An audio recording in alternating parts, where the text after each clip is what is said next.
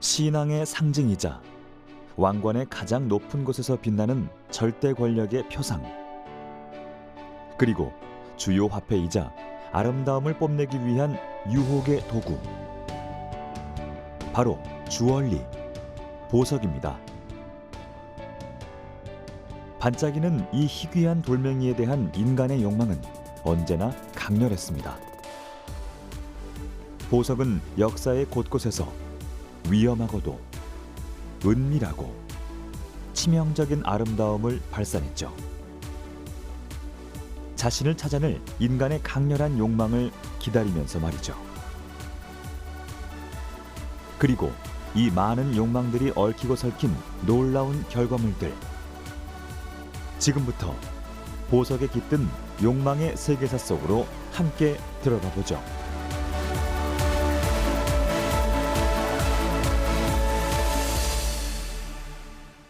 인류는 태고로부터 이 빛나는 광물을 귀중히 여겼습니다.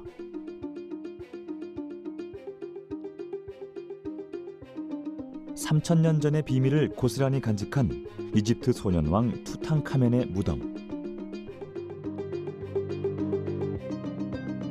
이곳에선 보석으로 만든 풍뎅이를 비롯 청금석과 홍옥수 등 143개나 되는 진귀한 보석들이 쏟아져 나왔고, 문명의 발상지인 메소포타미아 각지의 유적에서도 청금석과 터키석이 발견됐습니다. 고대 인도에서는 루비를 몸에 지니면 건강과 부가 깃든다고 믿었죠. 보석은 인류의 역사와 함께 성장을 하였는데요. 라틴어로 장신구를 뜻하는 단어 주얼, 보석은 역사적으로는 왕이나 귀족 등 높은 신분을 나타내는 상징물로 사용이 되었고요. 또 문화적으로 봤을 때는 점점 예술적인 감성이 깃들면서 보석을 사용한 장신구들 자체가 예술 작품으로 발전을 하게 됩니다. 보석을 소재와 장신구를 합쳐서 얘기를 한다면 역사적으로 또 종교를 상징하거나 실용적인 도구로 같이 쓰였습니다.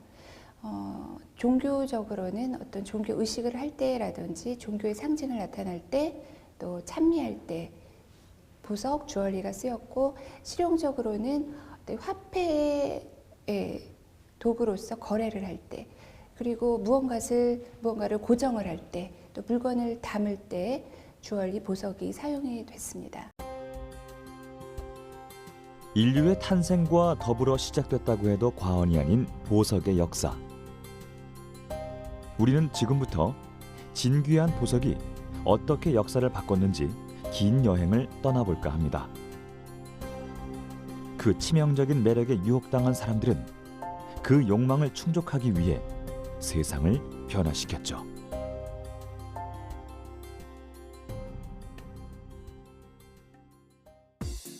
(2013년) 뉴욕타임즈에 신기한 연구 결과가 실렸습니다. 아름다운 물건을 보면 손의 움직임을 관장하는 소뇌에 자극이 간다고 합니다. 아름다운 것에 사람의 몸이 실제로 반응하는 거죠.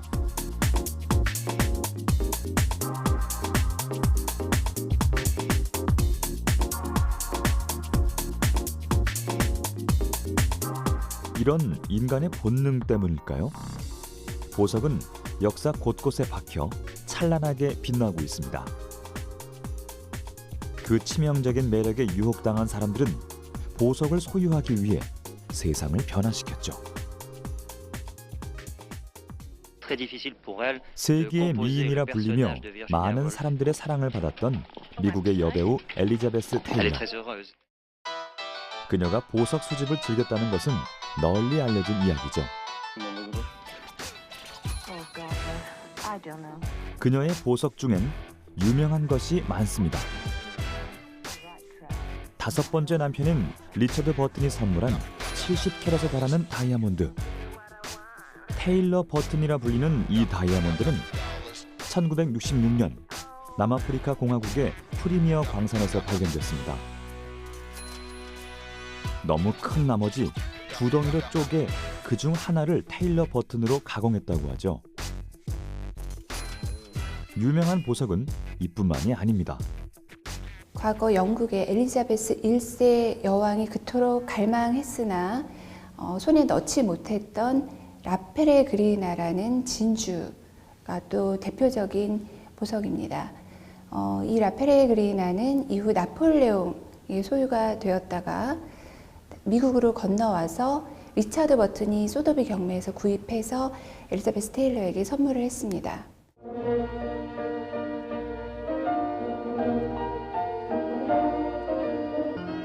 생전에 그녀는 보석 종결자라고 할 정도로 각종 보석류의 수집을 즐겼습니다. 엘리자베스의 다양한 보석 컬렉션 중엔 세상에서 가장 유명한 진주도 있습니다.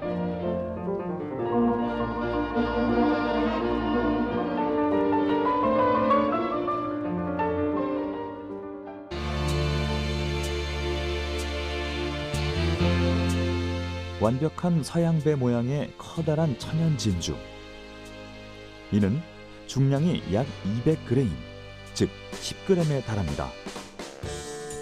사람이 손바닥에 쥐면 가득 찰 만큼 크죠.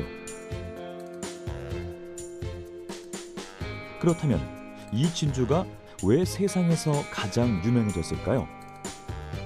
그 해답을 얻기 위해서는 약 500년 전으로 거슬러 올라가야 합니다.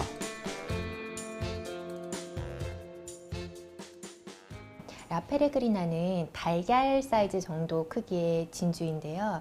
1513년경에 파나마의 한 노예에 의해서 발견이 되어졌고 그 후로 진주는 스페인 왕실의 소유가 됩니다.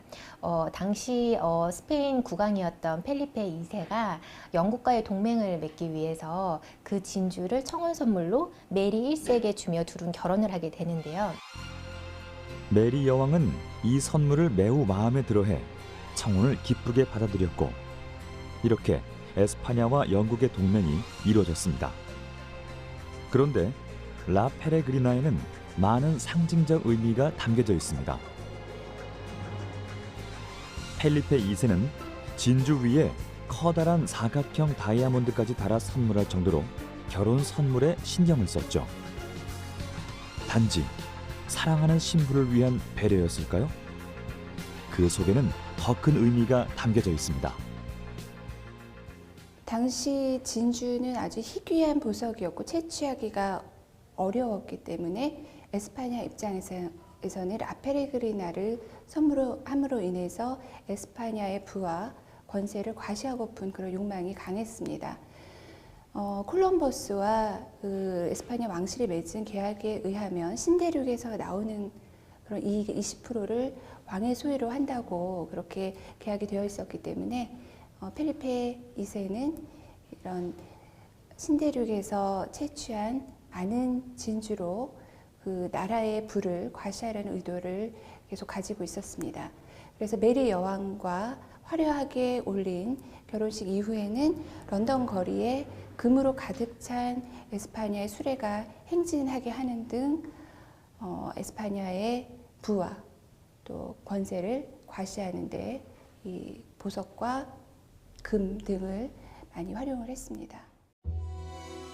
인류가 도구를 사용하기 시작한 이후부터 진주는 언제나 값진 보석으로 취급됐습니다.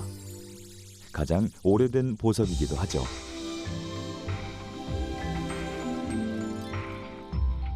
석기시대 무덤에선 진주 화석이 발굴되기도 했습니다. 진주가 이렇게 오래전부터 보석으로 사용된 데는 자연에서 채취될 때부터 완벽한 형태를 하고 있다는 사실이 한몫을 했을 겁니다. 대부분의 보석과 달리 진주는 암석이 아니고 동물의 생체 부산물이죠. 모래알이나 이물질이 조개를 자극하면 이를 둘러싸며 진주가 자란다는 이야기는 들어봤을 겁니다.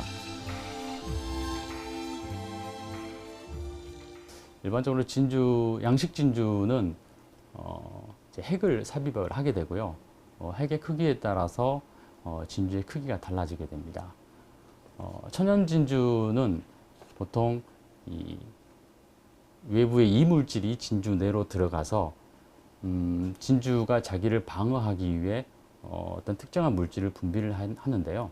이때 이 물질이 진주층이 됩니다. 따라서 어느 정도의 큰 이물질이 들어가느냐에 따라서 천연 진주의 크기가 굉장히 달라질 수가 있고요.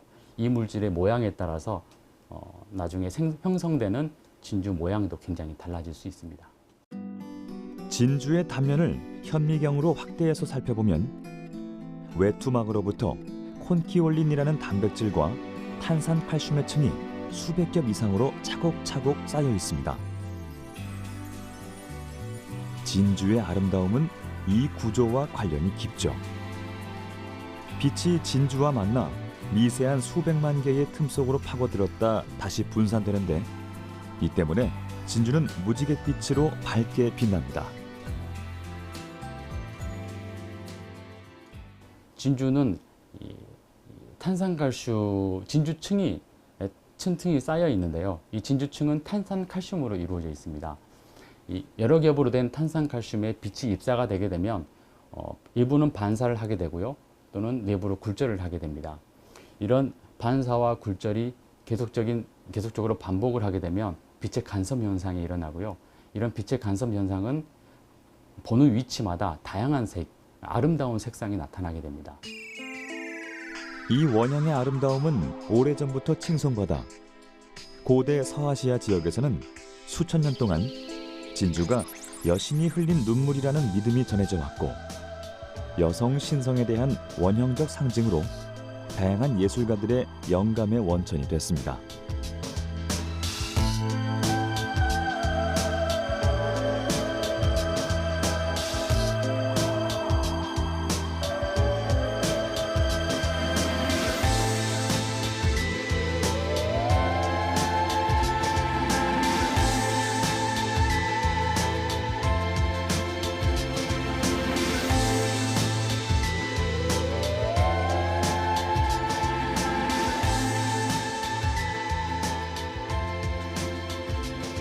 고대 로마에서 진주는 신분을 나타내는 보석이기도 했습니다. 로마의 정치가 율리우스 카이사르는 귀족층이 아니면 진주를 착용하지 못하도록 하는 사치 금지령을 내리기도 했죠. 16세기 튜더 왕조가 다스리는 영국에서도 진주는 왕가의 보석으로 귀한 대접을 받았습니다. 진주는 어느 시대에나 아주 채취가 어렵기 때문에 부의 상징이었습니다. 그런데 특히 16세기에 약 한 1515년부터 1545년 사이에 진주의 수요가 절정에 이르게 되는데요. 신대륙의 발견으로 아메리카 대륙에서 아주 많은 양의 천연 진주가 공급이 되었기 때문에 이 시기를 진주의 시대라고 불리게 되었습니다. 다시 라 페레그리나의 이야기로 돌아가 볼까요? 당시 신대륙의 대부분을 소유하고 있던 펠리페 2세는 이 진주를 메리 여왕에게 보내 에스파냐의 부와 권력, 세계적인 권세를 과시했습니다. 그리고 이 진주 한 알은 국가의 운명을 뒤바꿔 놓습니다.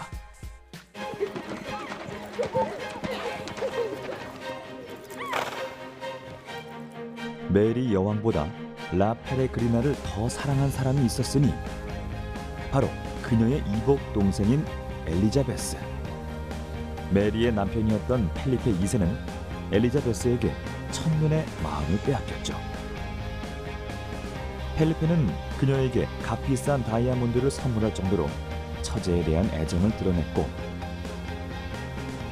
아내가 병상에 누워있을 때 엘리자베스에게 청혼을 하기도 했습니다. 하지만 그녀는 그 청혼을 거절했죠.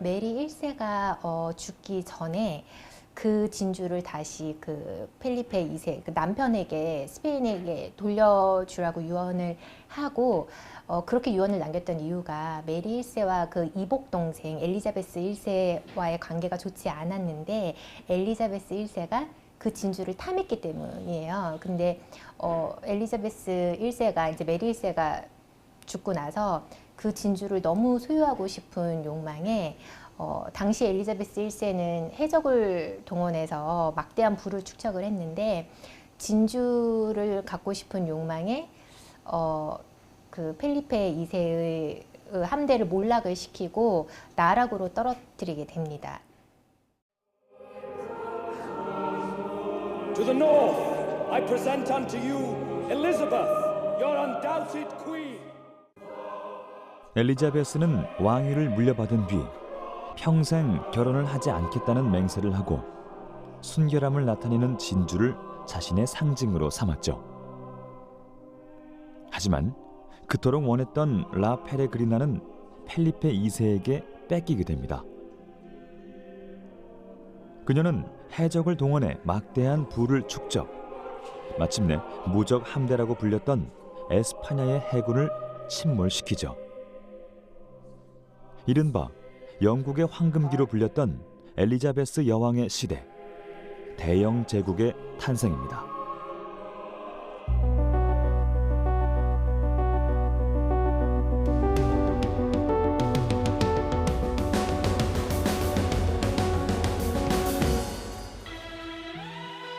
실제로 인류의 역사 곳곳에선 보석에 대한 인간의 갈망이 속속 발견됩니다. 1716년 프리드리히 빌헬름 1세가 러시아의 표트르 대제에게 선사한 엘버룸. 엘버는 한국어로 호박이라고 불리는 보석으로 이 방을 꾸미는데 무려 6톤의 호박이 사용됐습니다. 나무의 송진이 오랜 세월을 거쳐 자연적으로 화석화된 호박은 진주와 더불어 가장 오랜 역사를 자랑하는 보석 중 하나죠. 약 50만 개의 크고 작은 호박을 잘라 퍼즐을 맞추듯 정교하게 만든 호박의 방. 그 아름다움은 상상을 초월합니다.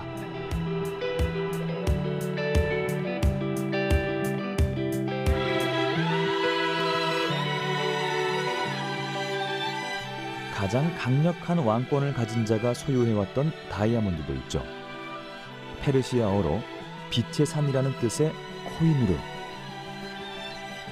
186캐럿의 이 다이아몬드는 권력의 이동에 따라 무굴 제국에서 페르시아로, 인도에서 영국으로 소유주가 끊임없이 바뀌는 피의 역사를 간직했습니다. 1850년 영국에 도착.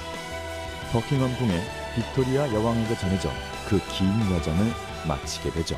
네, 이 코히누르 다이아몬드는 오랜 시간 동안 여러 왕조를 거치면서 왕위를 잃거나 아니면 애군을 당하는 등 소유자가 많은 불운에 처하게 됐습니다. 그래서 마지막 소유자였던 영국의 빅토리아 여왕은 죽을 때 유언으로 여자만이 소유할 수 있게 하라. 남자가 소유하면 그의 아내가 착용할 수 있게 그렇게 유언을 남기게 됐습니다. 그래서 그 이후에 계속 여자들에게 이어져 와서 현재 엘리자베스 2세 여왕의 소유로 되어져 있습니다. 저주가 내렸다는 전설에도 불구하고 찬란하게 빛나는 보석을 향한 인간의 욕망을 멈출 수는 없었습니다. 그렇다면 사람들은 왜 보석에 빠져들까요? 그 치명적인 매력과 가치에 대해 이야기해보려 합니다.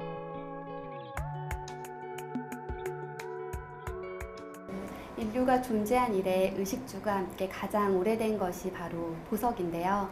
보석은 크고 작은 인간의 역사 속에서 다양한 모습으로 세상에 소개되어 왔습니다.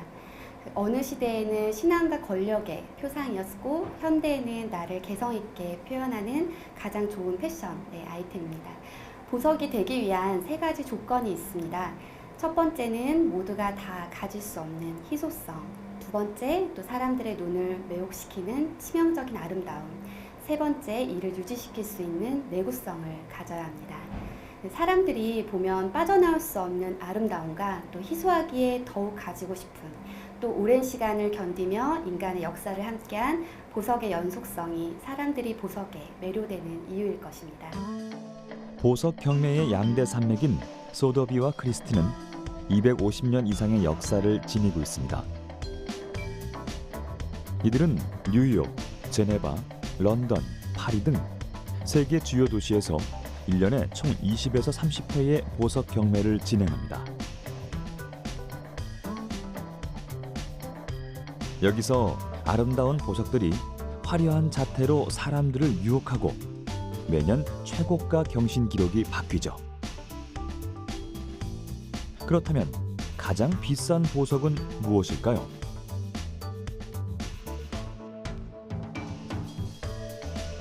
영롱하고 푸른 빛깔, 15캐럿에 달하는 세계 최대의 블루 다이아몬드, 오펜하이머 블루.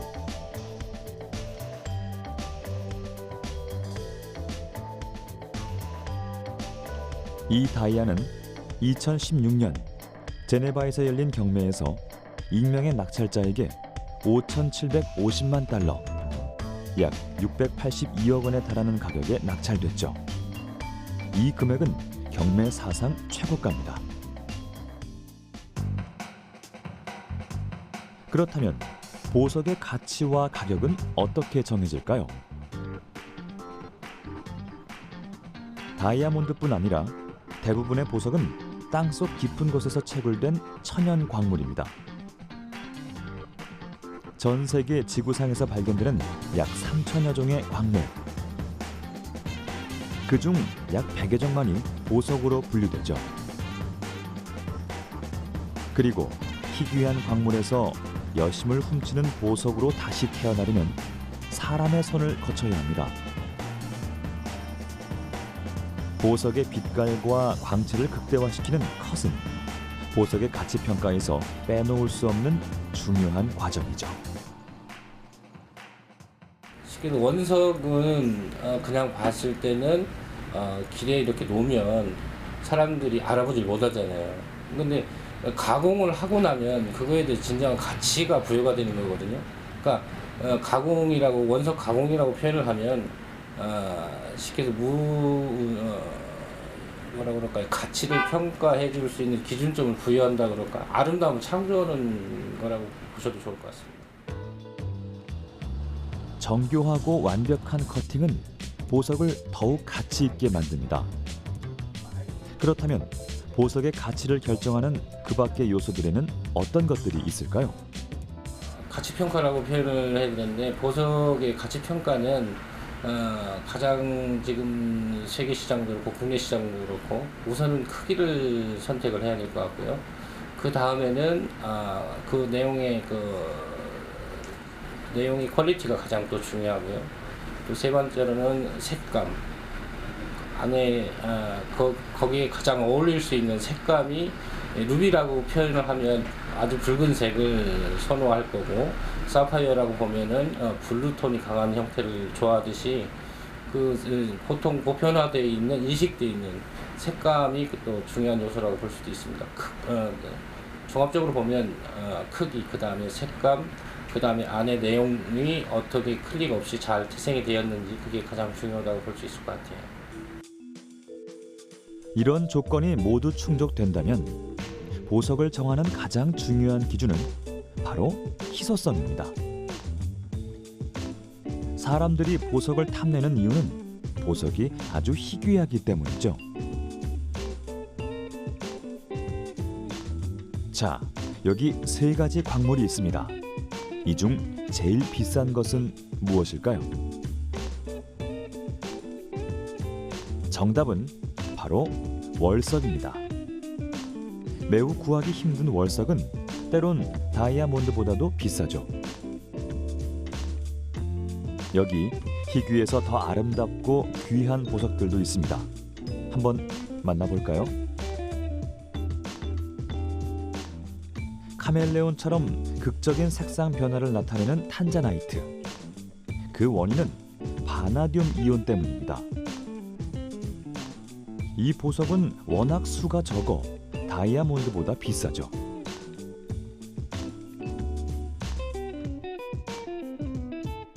레드 에메랄드라고도 불리는 레드 베릴. 삼산화 망간과 이온의 결합. 이 희박한 확률 속에서 탄생한 보석은 1캐럿 다이아 가격의 10,000배로 책정됩니다. 사람들은 왜 이런 희귀한 보석에 끌릴까요? 참 어려운 질문인데 또 한편으로는 굉장히 쉬운 질문일 수도 있을 것 같습니다.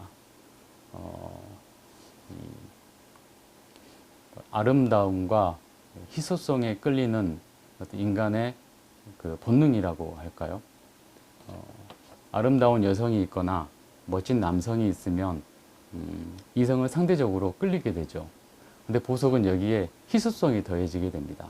아름다움에 희소성이 더해져서 보석에 끌리는 인간의 본연적인 욕구를 끌어내는 것이라고 할 수가 있겠습니다.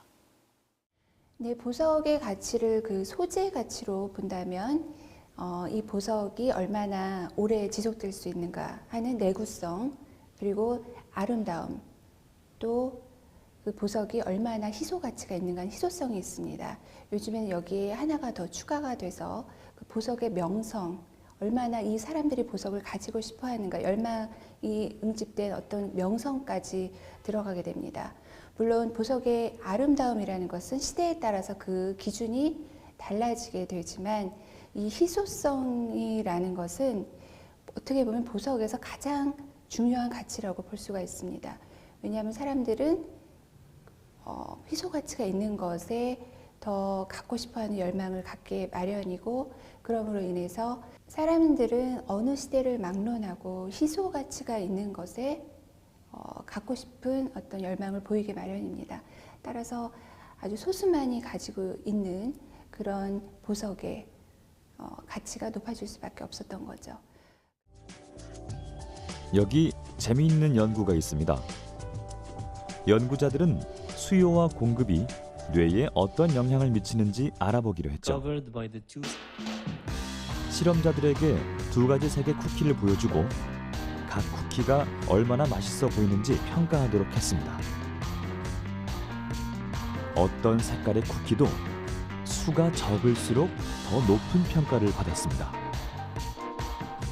재미있는 사실은 같은 색깔의 쿠키도 하나만 그 수를 줄이자 점점 줄어드는 쿠키의 가치를 비정상적으로 높게 평가했다는 거죠.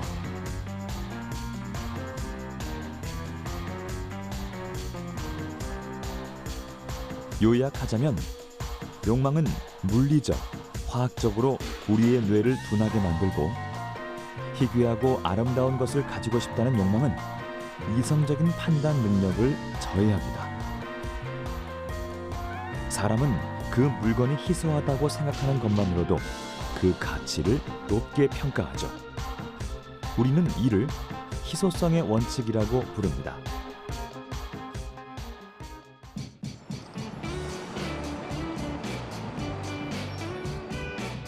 여기 희소성의 원칙을 가장 잘 증명하는 역사적인 거래가 있습니다. 은행, 증권가, 상권, 예술거리 등 뉴욕을 대표하는 모든 것을 품고 있는 전 세계에서 가장 인기 있는 부동산 맨해튼. 이곳을 유리구슬과 바꿨다면 믿으시겠습니까? 지구상에서 가장 탐나는 이 땅은 원래 원주민들의 땅이었습니다. 뉴욕의 전시는 네덜란드인이 맨해튼에 세운 뉴 암스테르담.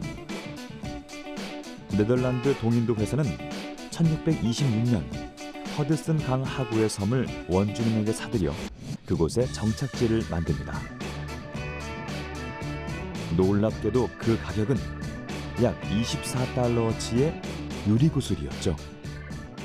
17세기 네덜란드인 미나위트가 아메리칸 원주민에게 유리구슬을 주고 맨하탄을 사들인 이야기인데요. 유리구슬은 지금 가치로 따지면은 24달러의 가치였다고 합니다.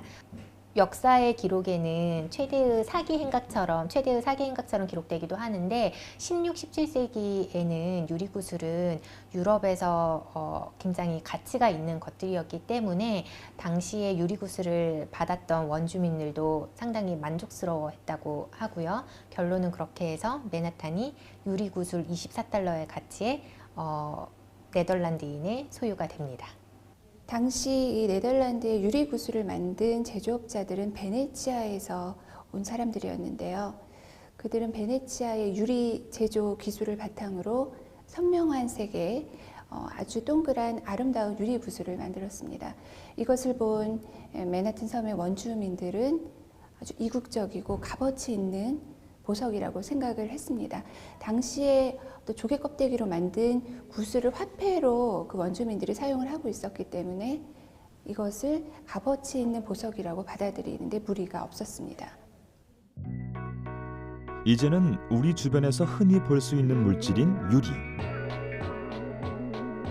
하지만 산업화 이전에는 왕실과 귀족만이 가질 수 있는 보석이었습니다. 비잔틴 시대부터는 교회의 창에 생유리를 이어붙여 장식한 스테인글라스가 유행했고, 귀족들은 사치품인 향수를 반짝이는 유리 향수병에 담아 다녔죠.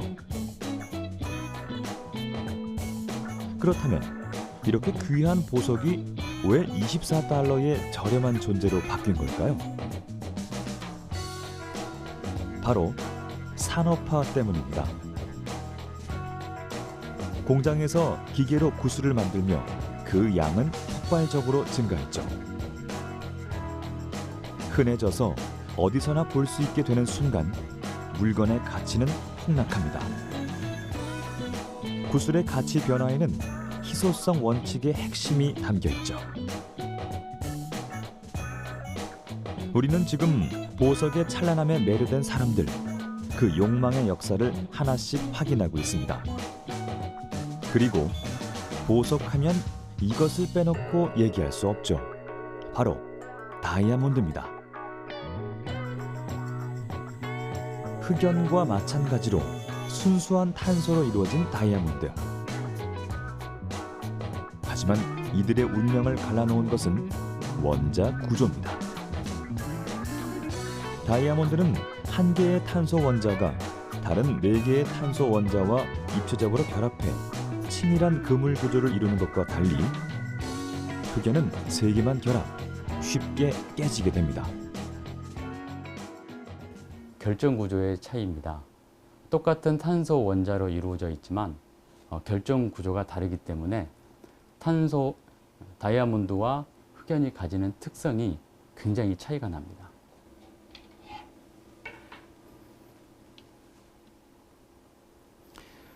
이 구조는 다이아몬드 구조입니다.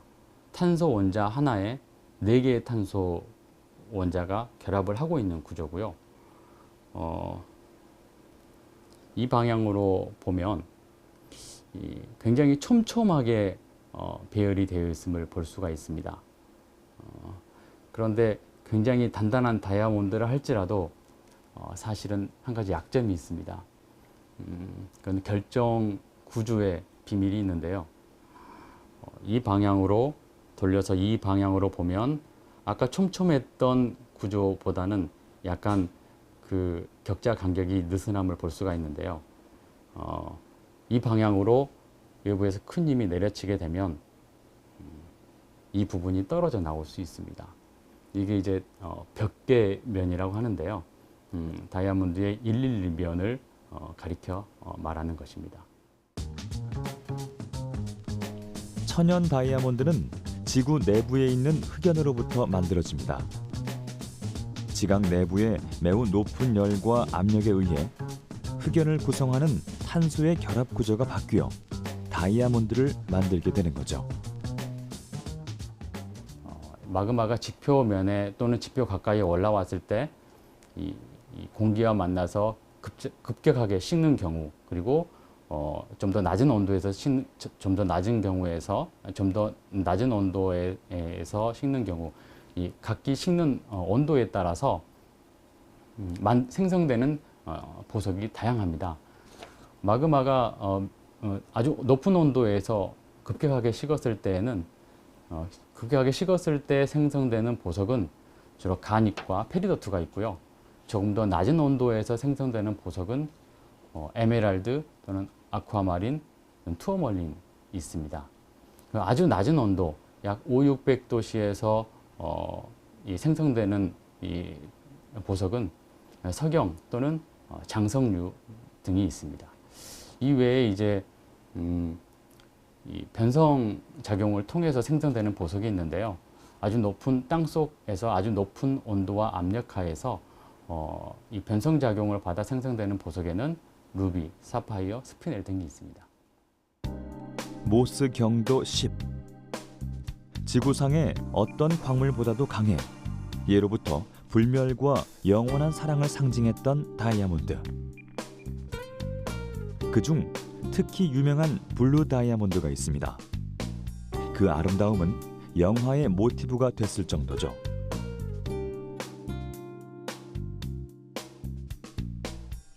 (45캐럿의) 호프 다이아몬드. 여기에는 긴 역사만큼이나 얽힌 사연도 많죠. 호프 다이아몬드는 프랑스의 보석상이 인도에서 구입을 해서 프랑스 루이 14세가 첫 소유를 하게 되고요.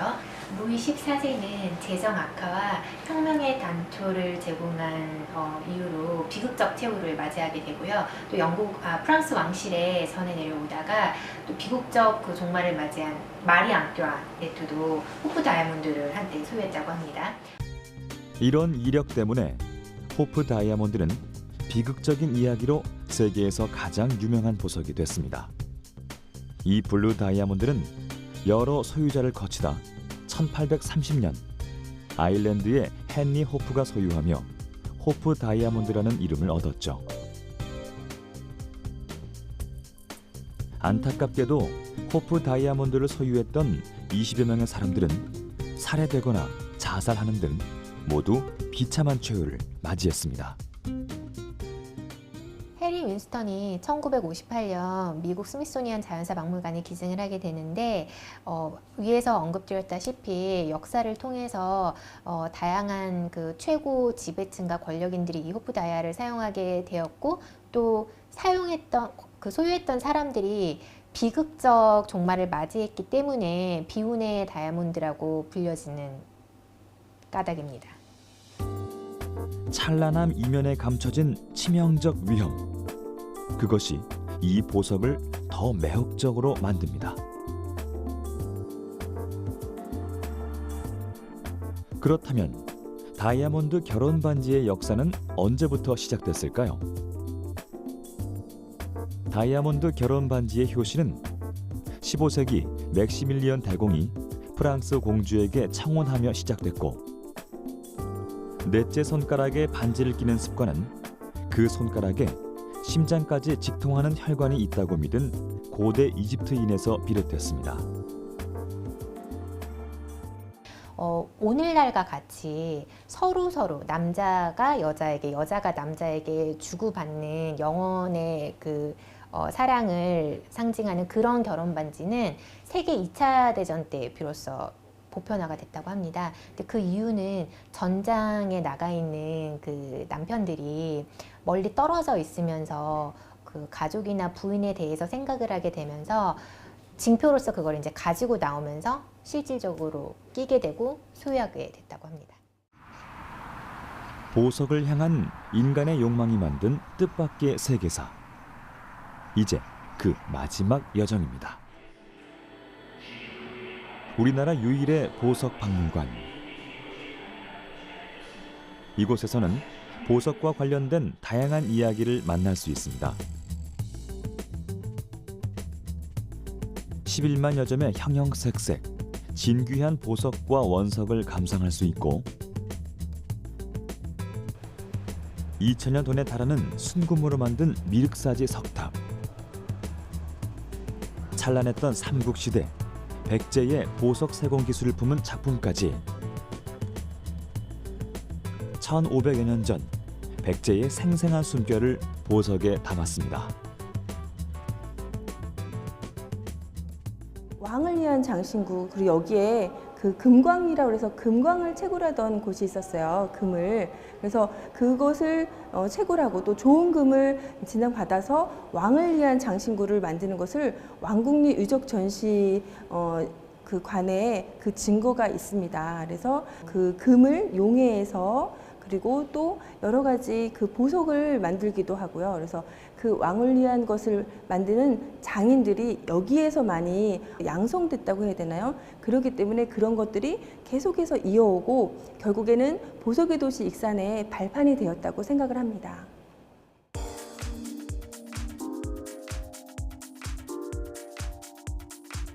진귀한 보석과 원석들이 저마다 고귀한 자태를 뽐냅니다.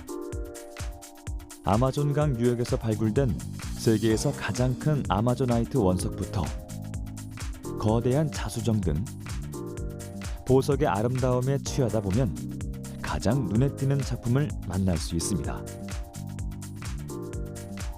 바로 3천여 개의 다이아몬드와 천연 보석으로 만든 20억 원 상당의 보석꽃. 소박한 꽃들을 여러 가지 보석을 이용해 제작했습니다. 여기에 잎사귀는 우리나라의 전통 기법인 칠보를 이용해 더 뜻깊죠. 소박한 들꽃의 아름다움이 모여 그 화려함이 더욱 빛나는 듯합니다. 백제인의 놀라운 보석 세공 기술과 유산도 관람해 볼까요? 우리나라는 세계 최대의 금관 보유국입니다. 금판을 기본으로 만든 관에선 백제인들의 섬세함을 느낄 수 있습니다. 그렇다면 또 어떤 보석이 사용됐을까요? 삼국시대에 이르러 보석의 개념이 광범위해지는데 그중 금과 옥의 선호도가 높아졌고 유리가 장신구의 재료로 이용됐죠.